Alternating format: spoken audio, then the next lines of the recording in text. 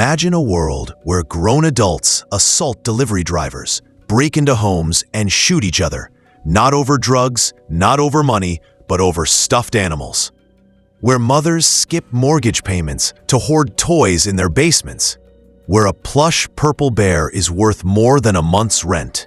This actually happened. In the 1990s, a $5 toy triggered one of the most bizarre speculative bubbles in modern history, turning ordinary people into obsessive gamblers and creating a billionaire out of a man with a deeply disturbing past.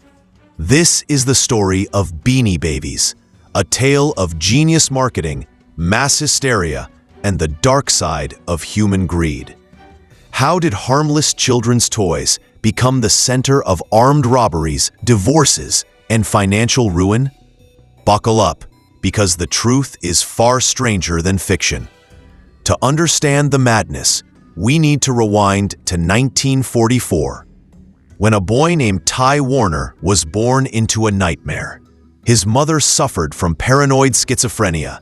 His father beat him and his sister relentlessly. After his parents divorced, Ty was shipped off to military school for no apparent reason.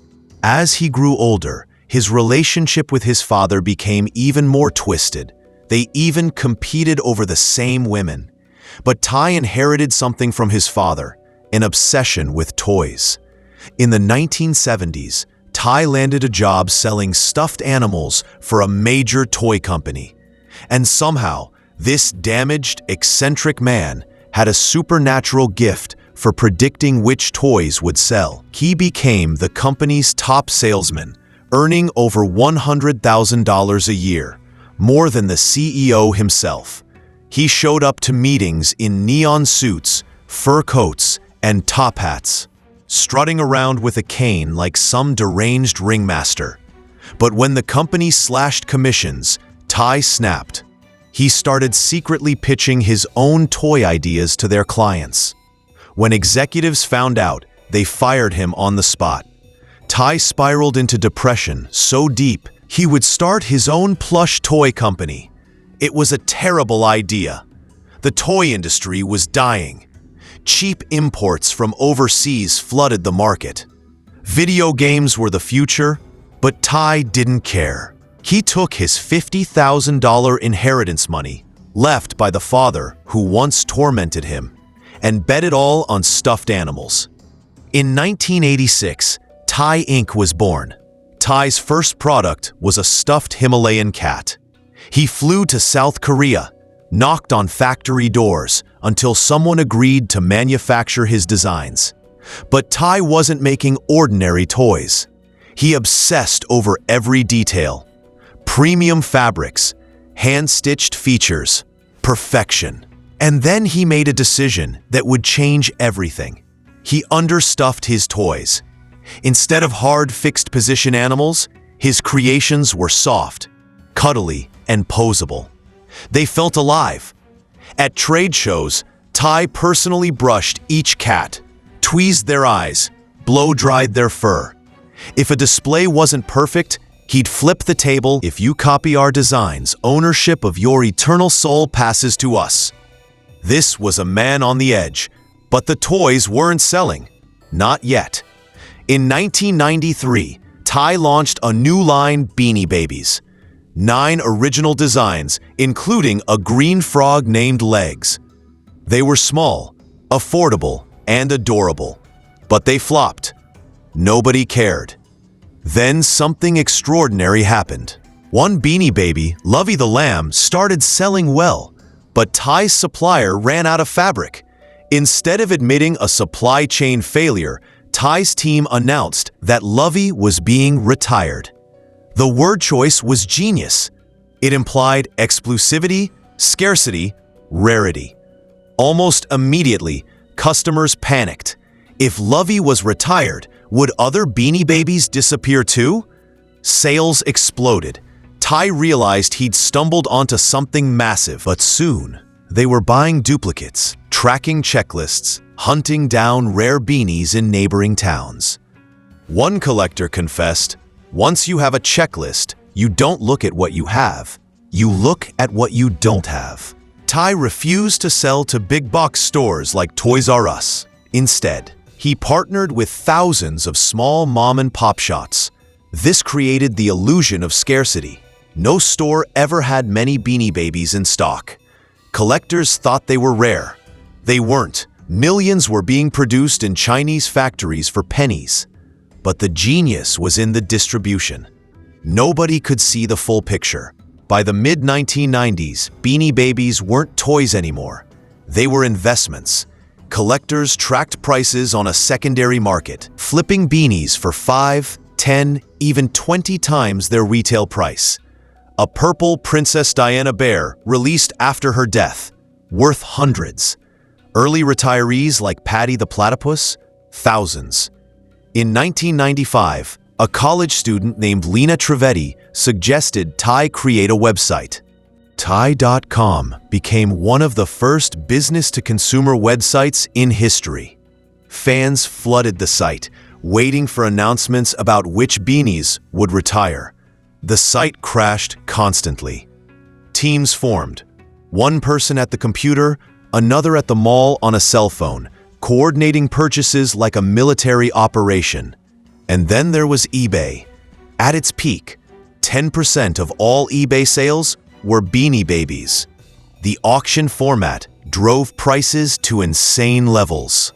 A $5 toy sold for $5,000.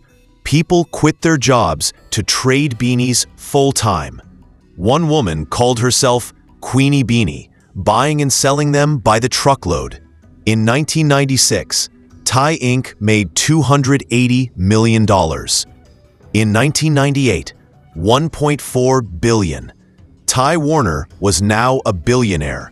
He gave his employees bonuses equal to their entire annual salary. The media called him the Steve Jobs of plush toys. Mothers sat on six-figure fortunes. Masked gunmen robbed toy stores, not for cash, but for Beanie Babies. Homes were burglarized, entire collections stolen. Shopkeepers locked rare beanies in safes. One man shot a security guard over a $200 dispute about beanies. Mothers chose toys over their children's shoes. One admitted, "Yes, we're behind on our house payment, but my son has cerebral palsy. I tell myself he can use the proceeds from these beanies after I'm gone." Addiction disguised as investment. In 1997, Ty partnered with McDonald's for a Happy Meal promotion. Chaos erupted. Customers ordered dozens of Happy Meals, threw away the food, kept the mini beanies. McDonald's employees wore pins that said, "I survived the attack of the teeny Beanie Babies." The promotion ended early. Stores ran out. People rioted. Ty was producing too many beanies, but nobody noticed until they did. Prices started dropping. Collectors realized the market was flooded. Retired beanies were being overproduced. The scarcity was an illusion. And then Ty made a catastrophic mistake. In August 1999, Ty announced on his website that every single Beanie Baby would be retired on December 31st, 1999. The internet exploded. Sales surged. eBay bids jumped 75%. The media went wild. Then, on Christmas Day, just 6 days before the supposed end, Ty posted a new message. "I am willing to put the fate of Beanie Babies in your hands for 50 cents. You could vote on whether they should continue." Over 200,000 votes were cast. 91% said yes.